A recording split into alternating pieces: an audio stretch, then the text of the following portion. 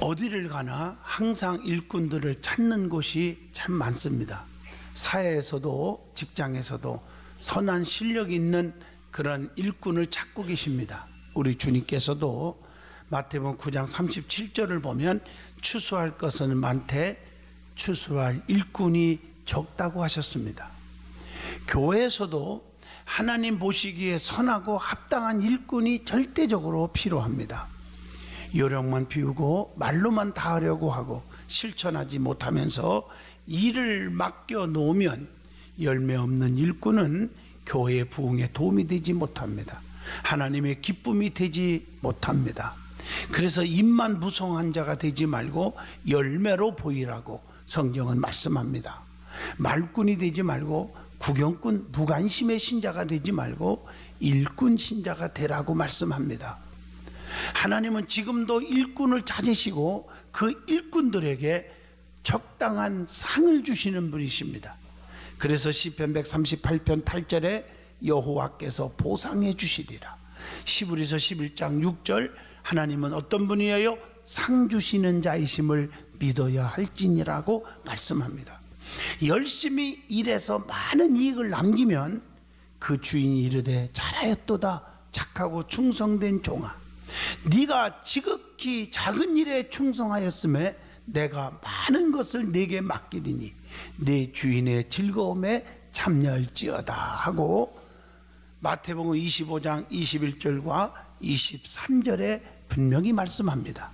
그러나 열심히 일하지 않는 자, 즉 열매를 남기지 못하고 게으른 자에게는 그 주인이 대답하여 이르시되 악하고 게으른 종아, 나는 심지 않은 데서 거두고 해치지 않는 데서 모으는 줄을 네가 알았느냐? 마태복음 25장 26절에서 책망하시면서 무릇 있는 자는 받아 풍족하게 되고 없는 자는 그 있는 것까지 빼앗기리라. 이 무익한 종을 바깥 어두운 데로 내쫓으라. 거기서 슬피 울며 이를 갈리라 하니라. 마태복음 25장 29절에서 30절에 말씀하고 계십니다. 우리는 항상 선한 하나님의 부르심에 합당한 일꾼이 되어야 할 것입니다.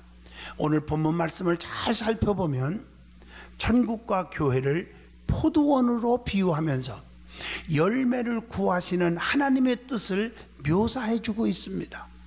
포도원 주인이 이른 아침에 나가서 하루 한 데나리온씩 싹을 주겠다고 약속하고 품꾼들을 포도원에 들여보내서 일을 하게 했다고 본문 1절과 2절에 나옵니다. 그리고 제3시에도 나가서 장터에서 일을 안 하고 놀고 있는 사람에게 일을 맡겼다고 3절에서 4절에 기록합니다. 그리고 제6시와 제9시와 제11시에도 그와 같이 똑같이 불러서 일을 맡겼다고 본문 5절에서 7절에 기록되어 있습니다. 그 당시의 시간을 우리 시간으로 계산을 해보면 제3시는 아침 9시입니다. 그리고 6시는 12시, 9시는 오후 3시를 의미하고 제11시는 오후 5시를 의미합니다. 다시 말하면 아침부터 저녁까지 열심히 일한 자에게는 약속한 대로 하루의 품삯을 다 주었고 늦게 일을 시작한 자들에게도 똑같이 하루 품삯을 주었다고 하는 말씀입니다. 그랬을 때 아침부터 일한 사람이 불평과 원망을 들어지게 합니다. 11절로 12절입니다. 주인은 그것이 내 뜻이다, 자기 뜻이라고 오늘 본문 14절에 말합니다. 네 것이나 가지고 가라. 내가 너에게 품삯 안 준 게 어딨냐? 약속한 대로 하루 품삯 다 줬지 않느냐? 네 거나 가져가고 만족하게 감사함으로 가라 이거 말이에요. 나중은 이 사람에게 일을 조금 했지만 너와 같이 똑같이 하루 품삯을 주는 건 내 뜻이니라. 이렇게 주님이 말씀하는 겁니다. 그러면서 16절에 이와 같이 나중된 자로서 먼저 되고 먼저 된 자로서 나중된다라는 교훈을 줍니다. 우리는 이 말씀을 통해서 일꾼을 찾으시는 하나님, 이런 제목으로 깊은 은혜를 받고자 합니다. 하나님께서 포도원의 비유를 통해서 우리에게 주시는 교훈이 무엇인지 깊이 새기면 엄청난 은혜가 되리라고 봅니다. 제일 먼저 일꾼을 부르시는 하나님에 대해서 말씀을 하고 있습니다. 본문 1절에 보면 천국은 마치 품꾼을 얻어 포도원에 들여보내려고 이른 아침에 나간 집주인과 같으니, 이렇게 말합니다. 하나님은 지금도 일할 사람을 찾고 계십니다. 본문 1절 보면 이른 아침부터 포도원 일꾼을 찾아서 부르셨습니다.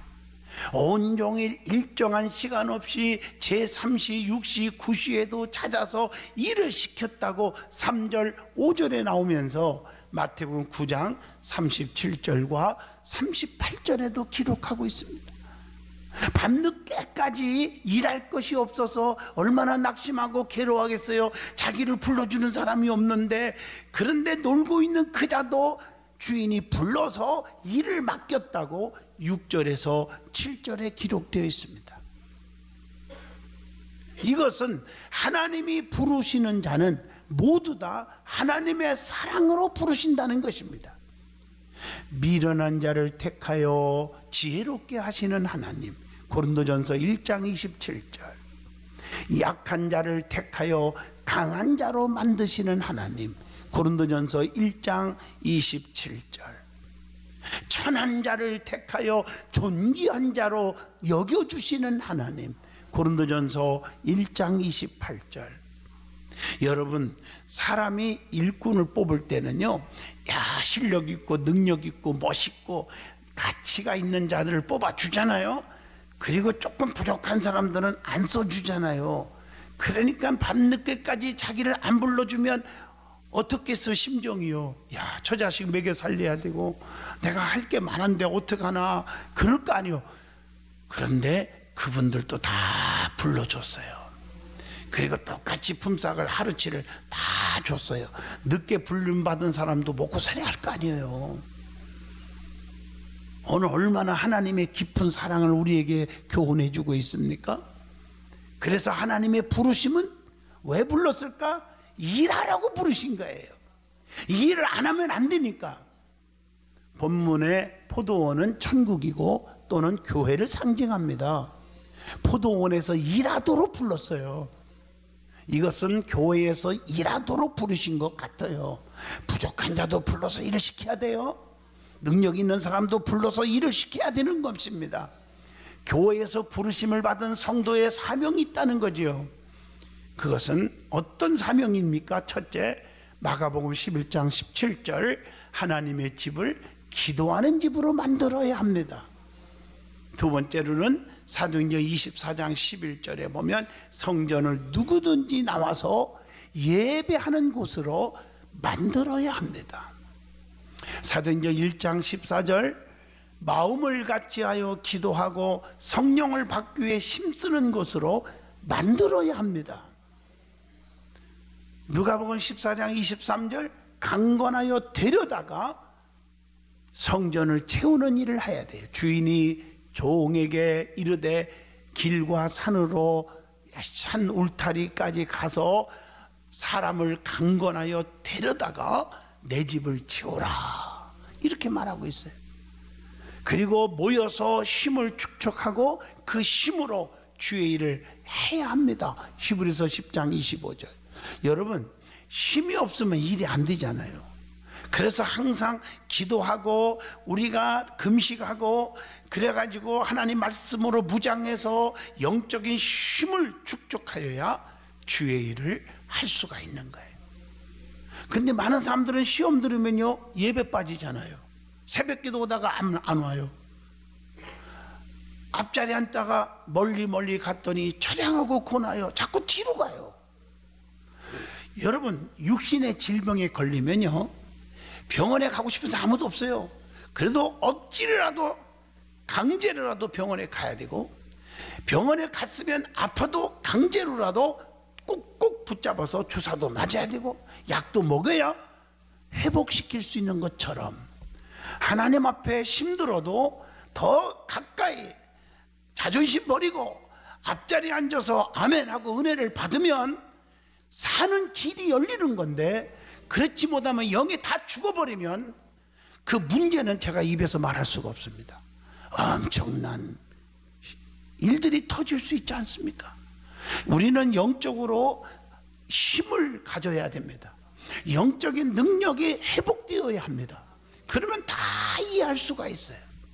성전에서 교회 부흥을 막는 일을 하지 말아야 될 줄로 믿습니다. 시기와 질투와 미움과 다툼과 편가름다 등등 이런 것들은 잘못된 것입니다.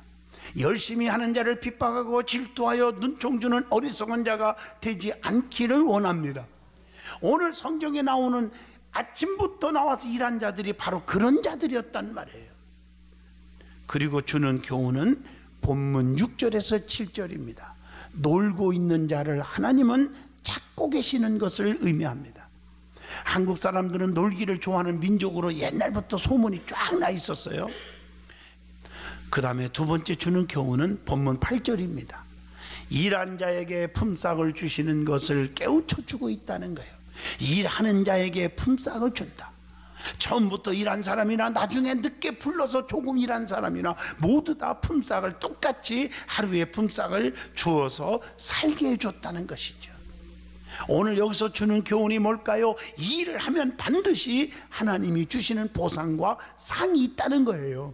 열심히 일을 해서 과실을 많이 맺으면 하나님 아버지께서 영광을 받으실 것이라고 8절에 말씀하지 않습니까? 주 안에서 열매를 많이 맺으면 더 많은 것을 주셔서 주인의 즐거움에 참여할지어다. 오늘 이 말씀을 아셔야 돼요.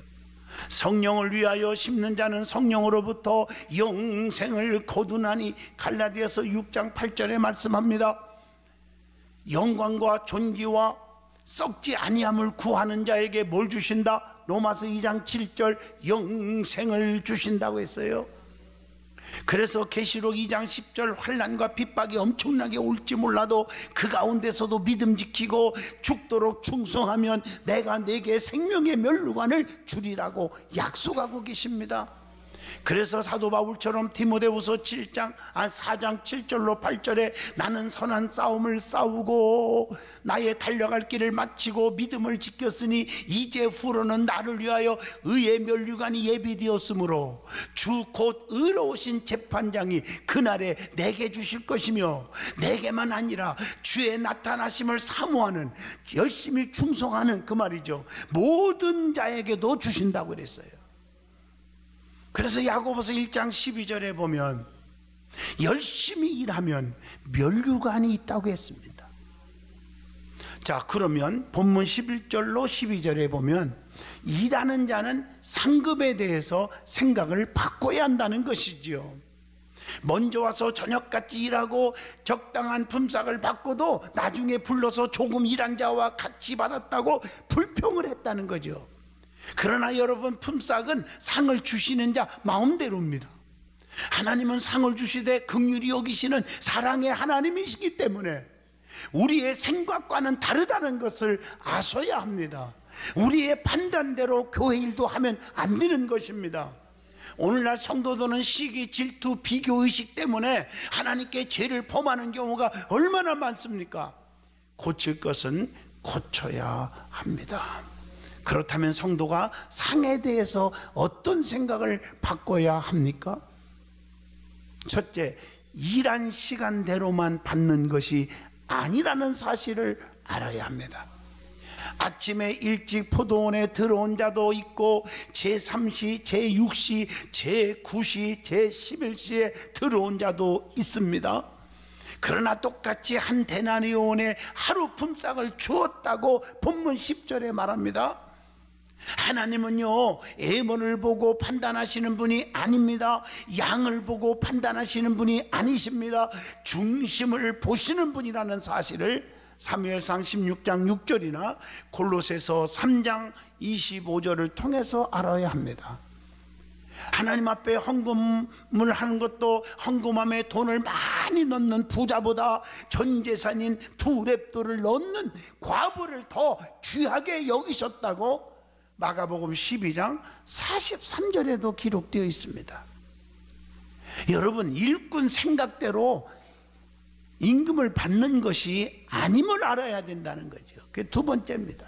품삯은 주인 맘대로 주는 거예요.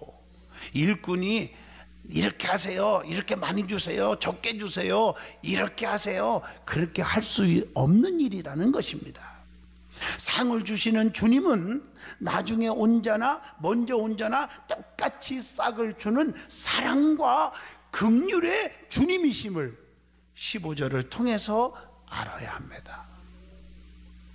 그 다음에 세 번째 주는 교훈은 들어온 순서대로 받는 것이 아니라는 거죠. 오늘 8절의 말씀입니다. 하나님의 은혜는 인간의 생각을 초월한다는 것이죠. 그래서 사람이 판단에 의해서 여러분들이 시험 들은 건 너무 어리석은 일이에요. 하나님의 생각과 하나님의 판단은 내 생각과 내 판단과 정반대될 때가 너무 많습니다. 거기에 순응해야 돼요. 저는 목사지만 저도 어떤 때는 하나님 왜 이러십니까? 하나님 이럴 수가 있습니까? 이럴 때가 저도 많아요. 그렇지만 이 말씀을 보면서 하나님 말씀에 순응해야지. 내 생각과 다르지요. 그리고 지나고 보면 하나님의 뜻이 맞았어요. 이럴 때가 오더라고요. 요셉을 보세요. 내가 뭐 잘못했냐고요. 그런데 나를 형제들이 죽이려고 그러고 보디발의 집에 종으로 돈 받고 팔아 넘겨요. 이럴 수가 있냐고요. 그리고 내가 뭘 잘못했는데 누명을 뒤집어 쓰고 감옥까지 가야 됩니까? 그런데요, 그런 불평을 안 했다고요. 하나님의 뜻이 있겠지 하고 고난을 엄청나게 겪었지만 나중에 보니까 자기가 총리가 되어 있는 거예요. 하나님이 이러려고 그러는구나. 그래서 벌벌 떨고 있는 형제들 앞에서 형제들이 우리는 죽었다, 우리가 저놈을 팔아먹 넘겼는데 저놈이 총리가 됐고 우리는 그 앞에 있잖아. 지금 벌벌 떨고 있는데 요셉이 뭐라 합니까? 두려워하지 마요, 걱정하지 마요. 형님들이 한 게 아니에요. 하나님께서 우리 가족을 위해서, 이 나라를 위해서 나를 미리 애굽에 보내준 거예요. 하나님의 섭리론적 신앙을 믿으시기를 바랍니다. 지나고 보니까 그렇더라고요. 내가 억울하고 내가 누명을 쓰고 내가 속상한 것 같아도 하나님의 섭리 앞에 무릎 꿇고 겸손하게 아멘하고 받아들이면 나중에는 더 좋은 것으로 더 좋게 만들어주는데 그것을 저버린다면 얼마나 어리석은 일이십니까? 하나님은 집에 있는 아들을 놔두고 나갔다가 돌아온 재산 다 탕진한 탕자 아들을 위해 잔치를 베풀어요. 가락지도 껴주어요. 사랑해 줬잖아요. 누가복음 15장 22절 23절. 그래서 본문 16절에 나중된 자가 먼저 되고 먼저 된 자가 나중된다 이랬잖아요. 그러므로 하나님 나라에서의 상급과 형벌, 칭찬과 책망을 받는 것은 우리의 생각대로 판단대로 우리의 기준대로 되는 것이 아닙니다. 그렇기 때문에 우리는 겸손한 마음으로 열심히 일하여 주님 앞에 서는 자가 되시기를 축복합니다. 그 다음에 주는 교훈이 11절로 12절입니다. 본문에 불평과 원망을 하면 안 된다는 것을, 절대적으로 안 된다는 것을 깨우쳐주는 말씀입니다. 먼저 불러주어서 하루 종일 일하고 하루 품삯으로 한 데나리온을 정당하게 받은 일꾼이 늦게 불러줘서 조금 일하고 주인으로부터 똑같은 하루 품삯을 받았다고 불평을 했다는 것이지요. 이것은 하나님께 역행하는 것입니다. 그게 뭐가 문제입니까? 첫째, 시기, 질투가 문제였습니다. 인간은 누구에게나 시기심이 있는 거예요. 이것은 죄악된 본성을 이기지 못해서입니다. 처음부터 고용해준 주인의 사랑에 고마움과 감사하는 마음이 없었기 때문에 시기한 거 아닙니까? 자기를 처음부터 불러준 거 얼마나 고마운 일이냔 말이에요. 다른 사람이 받은 보수를 시기한 것은 사랑이 없어서입니다. 늦게까지 불러주지 못해서 괴로워하는 그들을 헤아렸다면, 나는 이제 굶어 죽는가 보다, 나를 이 밤늦게까지 불러주는 사람이 없네, 얼마나 괴로웠겠어요. 그 사람의 입장을 헤아려 본다면 시기 질투하지 않았을 거 아니겠습니까? 교회 안에서도 나중 나온 성도들 보고 그가 교회에서 사랑받고 주의 종의 사랑받고 성도들의 사랑을 받으면 시기 질투하는 자가 있잖아요. 그런 성도가 되지 않기를 축복합니다. 요셉의 경우도 그렇잖아요. 아비가 요셉을 형제보다 더 사랑함을 보고 그를 미워하고 말 한마디마다 불평을 했지 않습니까? 심지어는 동생을 죽이려고 돈 주고 팔아먹었잖아요. 그게 창세기 37장 4절 28절에 나오지 않습니까? 제사장들도요, 마가복음 15장 10절에 보니까 예수를 시기하여 잡아 넘겨주었다고 했어요. 창세기 26장 14절 블레셋 사람이 이삭에 막 너무 부자가 되니까 부유함을 시기했다고 기록되어 있어요. 그러니까 여기 서 있는 목사나 여러분이나 누구나 떳떳한 자가 없어요. 시기 질투가 다 있는 것 같아요. 그래서 그러지 않으려고 이런 설교도 듣고 금식도 하고 가슴을 치면서 나를 쳐서 복종시키면서 내 자아가 고집이 아집이 혈기가 죽어지기 위해서 노력하는 거 아니겠습니까? 성도는 하나님의 전적인 주권에 불평하지 말아야 합니다. 로마서 9장 19절로 20절입니다. 여러분 늘 말하지만 목사가요, 간과 쓸개를 빼놓지 않으면 목회 못합니다. 우리 교인들 나만 한 사람 하나도 없을 거예요. 그러나 이런들 어떠리 저런들 어떠리 믿음이 약해서 그렇지, 아직 인격이 아직 변화되지 못해서 그런 걸 내 잘못이지, 내가 잘못 가르쳐서 그렇지 하고 다 수그러지면 전부 사랑스럽죠.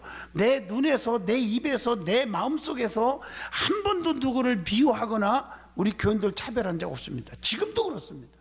원수같이 대해도 저는 다 사랑합니다. 그것이 안 되면 나 지금 목회 그만둬야 됩니다. 자격이 없어요. 저는요. 그러면 안 되잖아요. 품어야죠. 믿습니까? 상처 줘서는 안 되지 않겠습니까? 오늘 여러분 두 번째 주는 말씀은 약한 자나 소외된 자를 생각해 주는 사람이 없는 것이 오늘 문제였다는 것입니다. 하나님은 행위대로 대가를 받게 하십니다. 어려움에 있는 자를 건져줄 줄 아는 사랑이 필요함을 잠언서 24장 11절 12절에 기록되어 있습니다.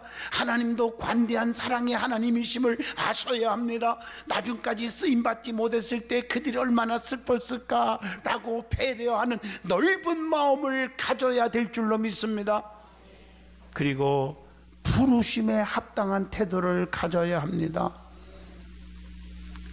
그래야 성숙한 인간이 되는 것임을 에베소 4장 7절에 말합니다.